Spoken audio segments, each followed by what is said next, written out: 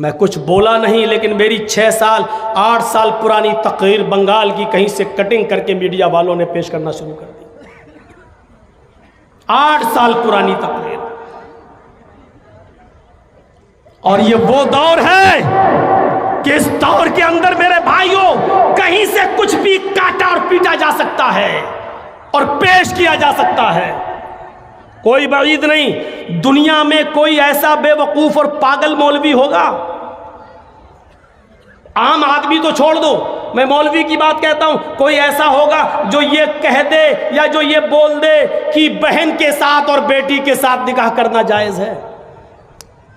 دنیا میں کوئی ایسا بے وقوف مولوی ہوگا جو یہ کہہ دے کہ بہن اور بیٹی کے ساتھ نکاح جائز؟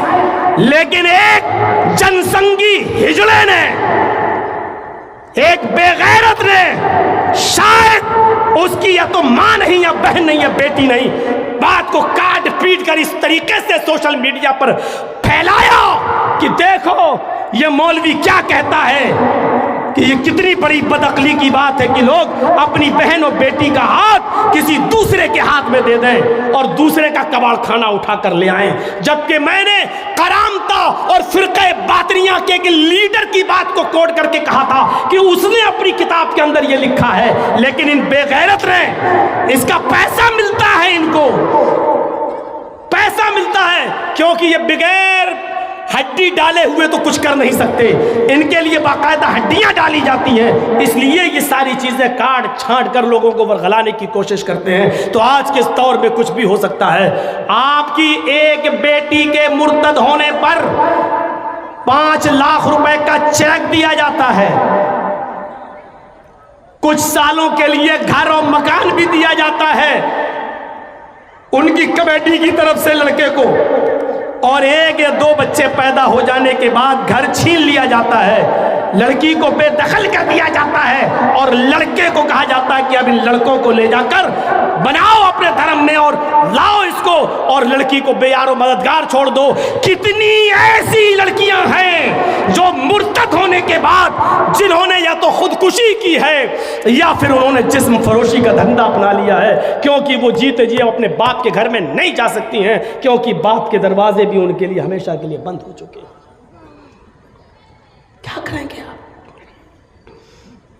آپ سمجھاؤ اپنی بیٹیوں کو اور بہنوں کو، یہ ابھی جوانی کی دہلیز پر ہیں، ان کی سمجھ میں نہیں آئے گا، یہ عمر ہی ایسی ہوتی ہے، یہ نہیں سمجھ میں آئے گا، لیکن آپ تو باپ ہیں، آپ تو بھائی ہیں، آپ کی ذمہ داری زیادہ ہے اپنی بہنوں کو اور اپنی بیٹیوں کو سمجھانے کی۔ ایوم امرات اذا صلت خمسها وصامت شهرها واطاعت بالها واحسنت فرجها، جو 5 وقت کی نماز پڑھتی ہو، روزہ رکھتی ہو اور شوہر کی اطاعت و فرما برداری کرتی ہو، وہ احسنت فرجا، اور اپنی سطر کی اور شرمگاہ کی حفاظت بھی کرتی ہو، فلتدخل من ابواب الجنت شاءت، وہ جنت کے جس دروازے سے داخل ہونا چاہے ہو جائے۔ نوجوانوں وہ مبشر اس انداز سے بشارت دیتا ہے، تمہیں بھی بشارت دیتا ہے، من یضمن لی بین لحییہ و بین رجلیہ اضمن لہ الجنہ۔ آئے نوجوانوں تمہارے نبی کا فرمان ہے، مجھے میرا نوجوان طبقہ 2 چیزوں کی گارنٹی دے دے، 2 چیزوں کی ضمانت دے دے، میں اس کو جنت کی ضمانت دیتا ہوں۔ فرمایا من یضمن لی بین لحییہ و بین رجلیہ، جو اپنے دونوں جبڑوں کے درمیان، داڑھی کے درمیان، اپنے گالوں کے درمیان، یعنی زبان کی ضمانت دے دے، جھوٹ نہیں بولے گا، غیبت نہیں کرے گا، چغلی نہیں کرے گا، کسی کی برائی نہیں کرے گا، اس کو ذکر و اذکار میں لگائے گا، جو اس زبان کی، دیکھیے 2 چیزیں بتائی ہیں اور دونوں کتنی اہم ہیں، ساری چیزیں نہیں مانگی ہیں۔ زبان ہی کو اگر آدمی برائیوں سے بچا لے تو سمجھ لو کہ آدھا اسلام تو اس نے حاصل ہی کر لیا۔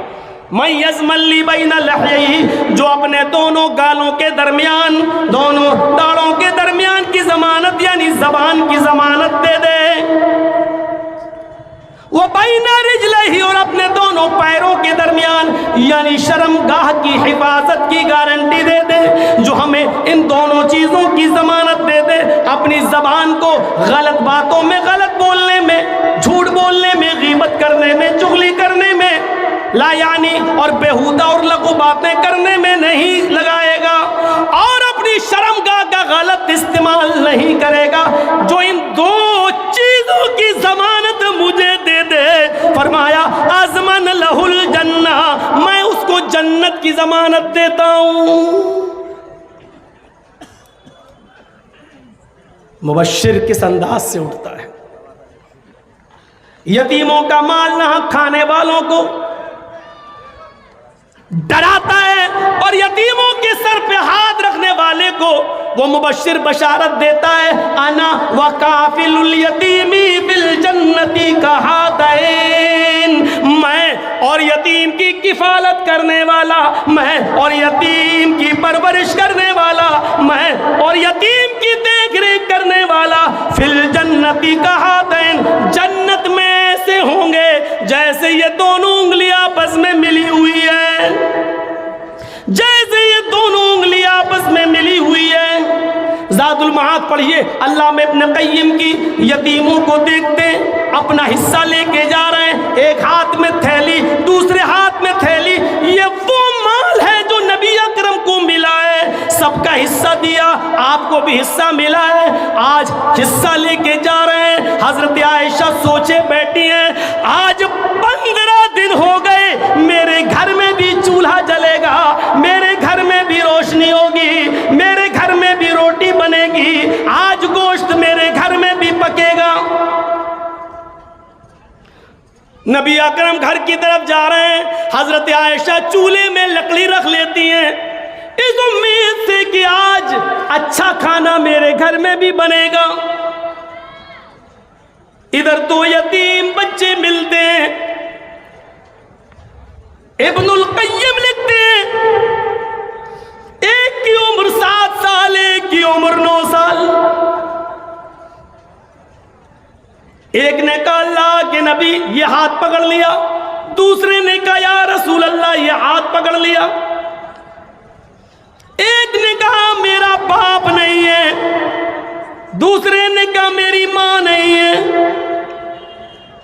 ایک نے کہا 5 دن سے چولہا نہیں جلا، دوسرے نے کہا 7 دن سے چولہا نہیں جلا، ہم نے کچھ نہیں کھایا۔ رحمت للعالمین کی ہاتھوں کی گرفت ڈھیلی ہو گئی، چھوڑ دیا تھیلا، یہ تھیلا اس بچے کو، یہ تھیلا اس بچے کو، دونوں لے کے جانے لگے۔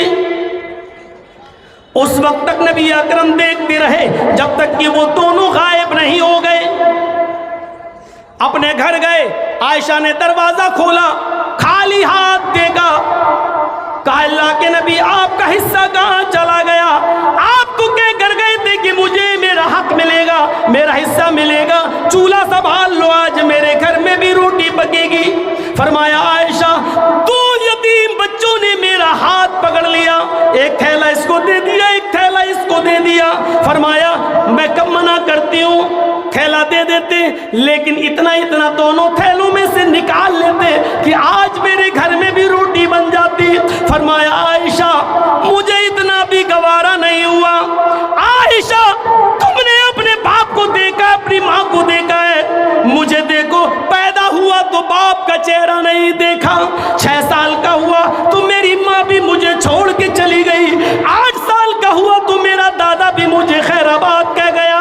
عائشہ میں نے یتیمی میں قدم رکھا، یتیمی کا درد جو میں جانتا ہوں وہ تم نہیں جانتی ہو، اس لیے میں نے یہ تھیلا اس کو دے دیا، وہ تھیلا اس کو دے دیا۔ حضرت عائشہ کہتی ہے اس کے بعد نبی مسجد میں آئے، نماز پڑھائی اور لوگوں میں خطبہ دیتے ہوئے فرمایا انا وکافل الیتیم فی الجنت کہاتین، میں اور یتیم کو پالنے والا، میں اور یتیم کی پرورش کرنے والا جنت میں اس طرح ہوں گے جس طرح یہ دونوں انگلیاں آپس میں ملی ہوئی ہیں۔ یہ بشارت دے رہا یتیموں کا مال کھا جانے والوں، ناحق طریقے سے ہڑپ کر جانے والوں، انتظار کرو، یہ موت کسی کی دوست نہیں ہے، کسی کے ساتھ رعایت نہیں کرتی ہے، کسی کے ساتھ رعایت نہیں کرتی ہے۔ چلیے آگے بڑھیے۔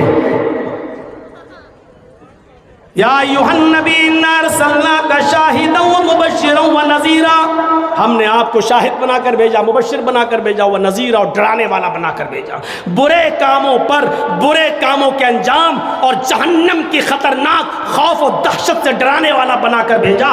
اس میں کیا شک ہے کہ محمد رسول اللہ نے لوگوں کو اپنی زندگی میں برے کام کرنے پر جہنم سے ڈرایا، جہنم کی ہولناکی سے ڈرایا، جہنم کی کیفیتیں بتا بتا کر ایمان ان کے اندر پیدا کیا کہ لوگوں یہ حالات ہوں گے جہنم کی۔ کبھی وہ نذیر جہنم سے ڈراتے ہوئے کہتا ہے یوتا بجہنم یومئذ لہا 70,000 زمام مع کل زمام 70,000 ملک یجرونہا، رواہ مسلم۔ کبھی وہ نذیر اس طریقے سے ڈراتا ہے کہ لوگوں قیامت کے دن جہنم کھینچ کر لائی جائے گی، یوتا بجہنم یومئذ لہا 70,000 زمام، جہنم کھینچ کر لائی جائے گی، اس حال میں کہ اس کی 70,000 لگامیں ہوں گی۔ جہنم کی کتنی لگامیں ہوں گی؟ 70,000 لگامیں ہوں گی، 70,000 لگامیں۔ گھوڑے کو لگام ڈالتے ہو نا، ایک ڈالے چل دیے نا، لیکن جہنم کی لگامیں کیسی ہوں گی؟ کیفیت دیکھیے گا، نذیر کس طریقے سے ڈرا رہا ہے۔ 70,000 لگامیں، اور ایک لگام، ہر ایک لگام مع کل زمام 70,000 ملک یجرونہا، ہر ایک لگام کو 70,000 فرشتے کھینچ رہے ہوں گے، ہر ایک لگام کو 70,000 فرشتے، 70,000 فرشتے۔ اور فرشتوں کی طاقت کا اندازہ تو آپ کو معلوم ہی ہے کہ کتنا ہے، کوئی اس کا تخمینہ صحیح سے نہیں لگا سکتا کہ فرشتوں کی طاقت کیا ہے۔ حضرت جبرائیل کے بارے میں مجھے یاد ہے کہ جب میں جھنڈا نگر میں پڑھتا تھا تو ایک خطبہ مولانا عبد الرؤوف صاحب جھنڈا نگری نے بیٹھ کر جھنڈا نگر کی مسجد میں دیا تھا، اور اس وقت انہوں نے یہ کہا تھا جبرائیل علیہ السلام کے 360 پر تھے، میں اس وقت ان کے خطبے میں شامل تھا، کہتے جبرائیل علیہ السلام کے 360 پر ہیں، ایک پر کی طاقت کا حال یہ ہے کہ جیسی یہ موجودہ دنیا جس میں تم رہتے ہو، 50,000 دنیا جبرائیل اپنے ایک پر کے ایک کونے میں رکھ سکتے ہیں اور اس کو اٹھا کر آدھے آسمان پر لے جا کر زمین پہ پٹک سکتے ہیں۔ 360 پر، ایک پر کے ایک کونے کی طاقت کا حال یہ ہے کہ 50,000 دنیا ایک پر کے کونے پہ آ جائیں اور اٹھا کر لے جائیں اور آدھا آسمان تک لے جا کر وہاں سے پٹک دیں زمین کے اوپر۔ تو غور کرو کہ جب ایک فرشتے کے 360 پروں میں سے ایک پر کے ایک کونے میں کی طاقت کا یہ حال ہے تو پورے جبرائیل کی طاقت کا حال کیا ہوگا؟ اور پھر فرشتے کتنے ہیں؟ اور یہ جہنم جس کو ایک لگام کو 70,000 فرشتے کھینچ رہے ہوں گے تو 70,000 لگاموں کو کتنے فرشتے کیلکولیٹ کر کے دیکھ لیجئے گا۔ ہمیں تو نہیں لگتا کہ موبائل میں اتنی گنجائش ہو یا کیلکولیٹر میں، ویسے ہو بھی سکتی ہے۔ 70,000 فرشتے ایک لگام کو کھینچ رہے ہوں گے تو 70,000 لگاموں کو کتنے فرشتے کھینچیں گے؟ یوتا بجہنم یومئذ لہا 70,000 زمام مع کل زمام 70,000 ملک یجرونہا۔ مبشر نذیر اس انداز سے لوگوں کو ڈراتا ہے۔ حضرت انس بیان کرتے ہیں خطبنا رسول اللہ صلی اللہ علیہ وسلم خطبۃ ما سمعت مثلها قط لو تعلمون ما اعلم لضحكتم قليلا ولبكيتم كثيرا۔ بخاری کی روایت پر غور کرو، اللہ کے نبی صلی اللہ علیہ وسلم حضرت انس فرماتے ہیں کہ اللہ کے رسول نے ایک بار ہم کو خطبہ دیا، اور ایسا خطبہ دیا کہ اس سے پہلے میں نے اللہ کے رسول کی زبان سے ایسا خطبہ نہیں سنا۔ ما سمعت مثل قط، ایسا جاندار خطبہ دیا کہ اس جیسا خطبہ میں نے اس سے پہلے نہیں سنا۔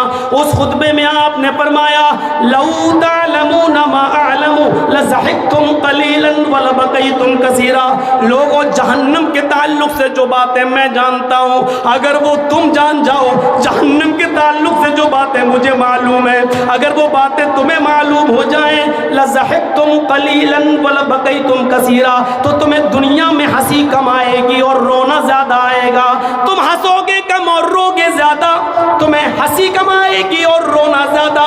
ترمذی کی روایت میں یہ ہے وَلَخَرَجْتُمْ إِلَى السُّعُدَاءِ وَمَا تَلَذَّذْتُمْ بِالنِّسَاءِ وَلَخَرَجْتُمْ إِلَى السُّعُدَاءِ تَجَرُونَ إِلَى اللَّهِ.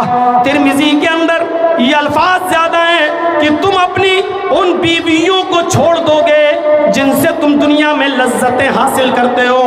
وما تلذذتم بالنساء, تم عورتوں کو بھی چھوڑ بیٹھو گے اگر وہ باتیں میں تمہیں بتا دوں جو جہنم کے تعلق سے میں جانتا ہوں تمہیں نہیں معلوم. اگر وہ باتیں تم جان جاؤ تو ہنسنا کم آئے گا اور رونا زیادہ. اپنی بیویوں کو بھی لذت حاصل کرنا ان سے چھوڑ کر جنگلوں میں چلے جاؤ گے. تجارون الی اللہ, اور اللہ کی پناہ مانگتے پھرو گے. ایک جگہ گھس جاؤ گے اور اللہ اللہ کرتے رہو گے. میرے بھائیوں, نذیر اس انداز سے لوگوں کو ڈراتا ہے. نذیر نے اس انداز سے لوگوں کو ڈرایا. میرے بھائیوں, یہ کوئی کم نہیں ہے. تدن الشمس یوم القیامت کمقدار میل. اس قیامت کے میدان محشر کے منظر سے ڈرو جس دن سورج صرف 1 میل کے فاصلے پر ہوگا. 1 میل کے فاصلے پر ہوگا. کمقدار میل, 1 میل کے فاصلے پر ہوگا. زمین جو ہے انسان کا پسینہ ٹپک رہا ہوگا. کوئی اپنے پسینے میں اپنے ٹخنوں کے برابر, کوئی پنڈلی کے برابر, کوئی گھٹنوں کے برابر, کوئی کمر کے برابر, کوئی کاندھوں کے برابر اس میں ڈوبا ہوا ہوگا. 1 میل کے فاصلے پر یہ سورج جو آج ہماری زمین سے, موجودہ زمین سے 9 کروڑ 30 لاکھ میل کی بلندی پر ہے, جس کی گرمی کا یہ حال ہے کہ اس اکتوبر کے مہینے میں بھی شیروانی کے اندر مولوی جرجیز کی بنیان بالکل بھیگ چکی ہے. نچوڑو تو اس میں پسینہ نکلنے لگے. اس اکتوبر کے مہینے میں جبکہ سورج بھی ہمارے سر کے اوپر نہیں, یہ دن بھر کے سورج کی حرارت کا, اس رات میں بھی اس کی گرمی کا یہ اندازہ ہے. جب 1 میل کے فاصلے پر ہوگا تو ہمارا حال کیا ہوگا. اور وہ بھی سلیم ابن عامر راوی اس حدیث کے وہ کہتے ہیں کہ عربی زبان میں میل کے 2 معنی ہیں. 1 میل تو مسافت الارض, زمین کی مسافت کو بولتے ہیں. جیسے 1 میل, 2 میل گئے, 5 میل گئے. ایک تو میل یہ ہوتا ہے 1.5 کلومیٹر کا 1 میل. اور 1 میل سرمے دانی کی سلائی کو بھی بولتے ہیں, جس سے عورتیں آنکھوں میں سرما لگاتی ہیں. سرما لیا اور ایسے لگا, اس سرمے دانی کی سلائی کو بھی میل کہتے ہیں. ما ادری ما یعنی بالمیل, جو سلیم عامر راوی ہیں وہ کہتے ہیں واللہ ما ادری ما یعنی بالمیل. اللہ کے نبی نے کہا سورج 1 میل کے فاصلے پر ہوگا. اللہ کی قسم مجھے نہیں معلوم وہ 1 میل زمین سے 1 میل کی دوری پر ہوگا یا سرمے دانی کی سلائی کے برابر ہمارے سر کے اوپر ہوگا. مجھے نہیں معلوم کہ میل سے کیا مراد ہے. یہاں اندازہ لگا سکتے ہیں کس طریقے سے نذیر نے ڈرایا, کس انداز سے نذیر ڈرا رہا ہے. وہ نذیر اس انداز سے بھی ڈراتے ہوئے ہماری ماں بہنوں کو بھی کہہ رہا ہے کہ نساء کاسیات عاریات ممیلات ومائلات. ایک ایسا زمانہ آ جائے گا کہ تم دیکھو گے عورتیں کپڑا تو پہنیں گی لیکن برائے نام کپڑا ہوگا. کپڑا پہننے کے باوجود وہ برہنہ ہوں گی, کپڑا پہننے کے باوجود وہ ادننگ ہوں گی, کپڑا پہننے کے باوجود جسم کے اعضاء ان کے دکھائی دے رہے ہوں گے. یعنی فیشن نام کا کپڑا ان کے اوپر ہوگا.